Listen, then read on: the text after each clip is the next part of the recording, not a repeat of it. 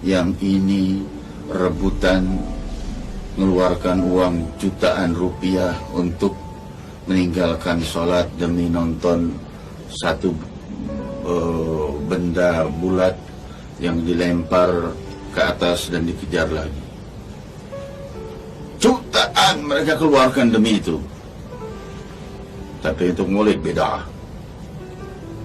Jangan bikin perayaan buat Nabi Muhammad SAW. Kenapa?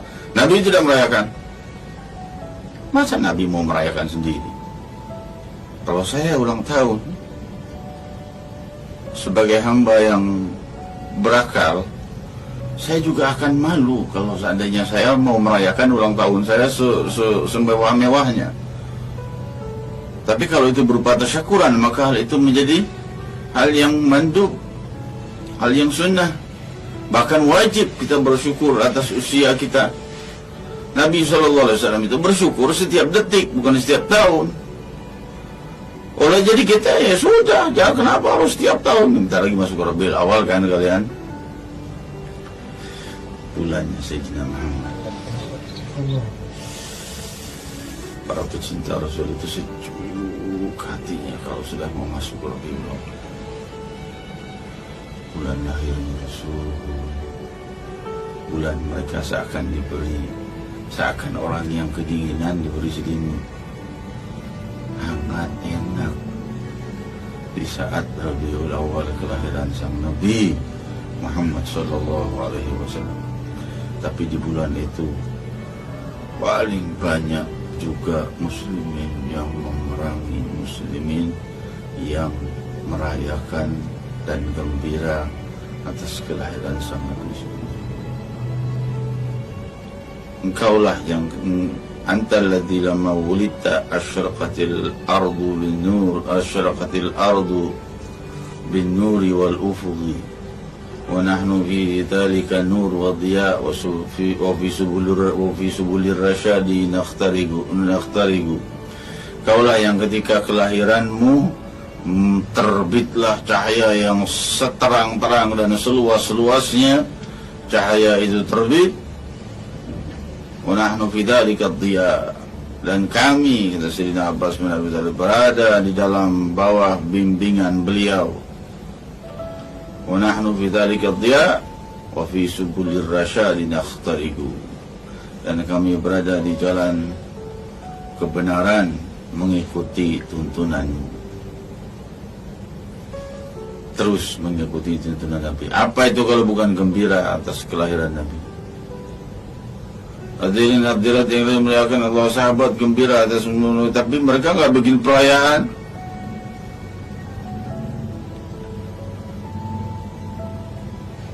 Para sahabat tidak butuh bikin perayaan untuk merayakan gembira atas kelahiran Nabi, karena mereka memang hidup matinya untuk Nabi.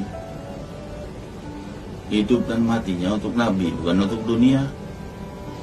Hidup matinya untuk Rasul Sallallahu Alaihi Wasallam. Sampai tabi'in mulai kacau, mulai idola mereka bukan Nabi Sallallahu Alaihi Wasallam lagi, sudah punya guru yang lain, guru lain, mulai ada lagi ajaran-ajaran yang mulai. Nah, di saat itu barulah dibikin acara tasakura setiap kelahiran Nabi Sallallahu Alaihi Wasallam. Ya, hadirin, karena setiap kelahiran Nabi itu adalah merupakan salah satu bentuk kesejahteraan. Hayati wa mamati rahmatan lakum, hidupku dan wafatku adalah rahmat bagi kalian.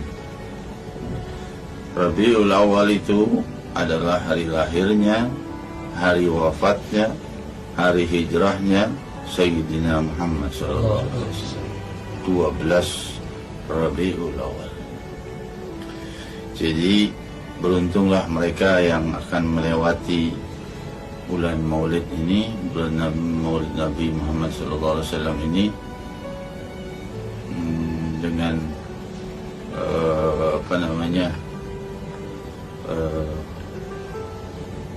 hati yang terang benderang dan gembira untuk merayakannya dengan tasyakuran, maksudnya tasyakuran dengan merayakan itu tidak ada larangannya.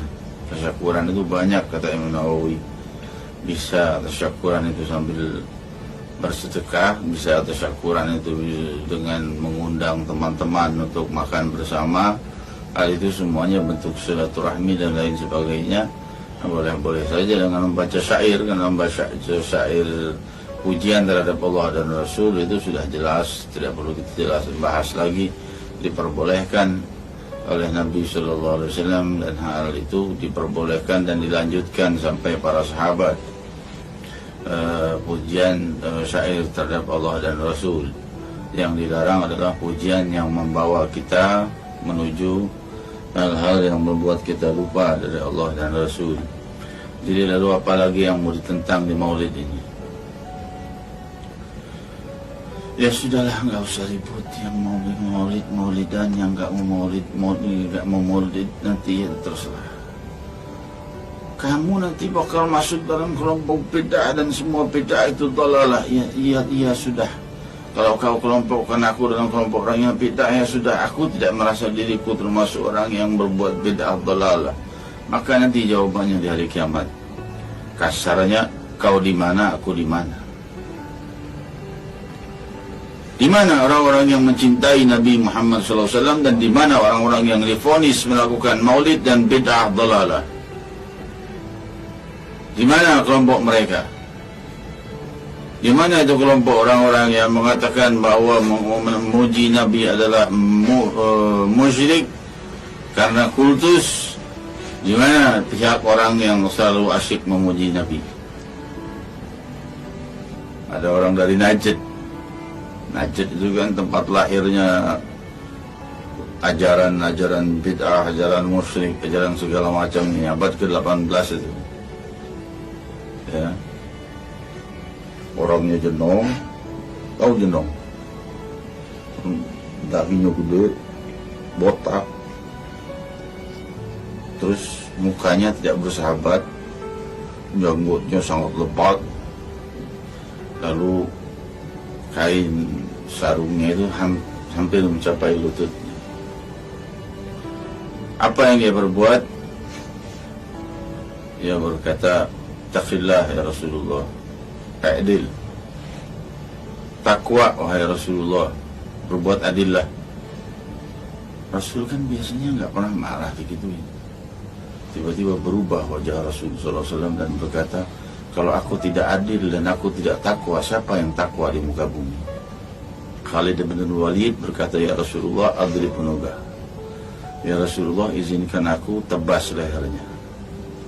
Maka berkata Rasulullah SAW, "La'allahu yusalli." Jangan dia sholat. Nggak boleh diperbuat begitu.